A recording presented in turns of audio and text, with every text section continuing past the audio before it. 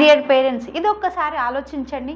మీ పిల్లలు కూర్చోవడం లేదంటే అది వాళ్ళకి ఇష్టం లేదని కాదు, వాళ్ళు అన్‌కంఫర్టబుల్‌గా ఉన్నారేమో, వాళ్ళు వినడం లేదంటే వాళ్ళ బ్రెయిన్ ఓవర్‌వెల్మ్‌డ్ అయ్యిందేమో. ఇది మన పర్స్పెక్టివ్‌ని మార్చేస్తుంది. మీరు మీ కిడ్ బిహేవియర్‌ని కంట్రోల్ చేయడం కాదు, మీ మీ కిడ్ యొక్క బాడీని సపోర్ట్ చేయండి. కొన్నిసార్లు మీ పిల్లల బిహేవియర్ వెనుక కారణం మీకు కొన్నిసార్లు తెలియకపోవచ్చు, కానీ కొన్నిసార్లు గట్ ఇండికేట్ చేస్తుంది. మీ పిల్లలకి కావాల్సిన ఫైబర్ రిచ్ ఫుడ్స్ ఇవ్వండి, జంక్ ఫుడ్స్ తగ్గించండి, ఫుడ్ రియాక్షన్స్ అబ్జర్వ్ చేయండి, డైజెషన్ అండ్ బౌల్ మూమెంట్ రెగ్యులర్గా ఉండేలాగా చూసుకోండి. ప్రాపర్ డాక్టర్ గైడెన్స్తో ప్రోబయోటిక్స్ యూజ్ చేయండి.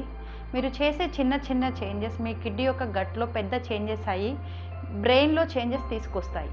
మీ పిల్లల బిహేవియర్ అనేది కమ్యూనికేషన్. కొన్నిసార్లు గట్ మాట్లాడుతుంది.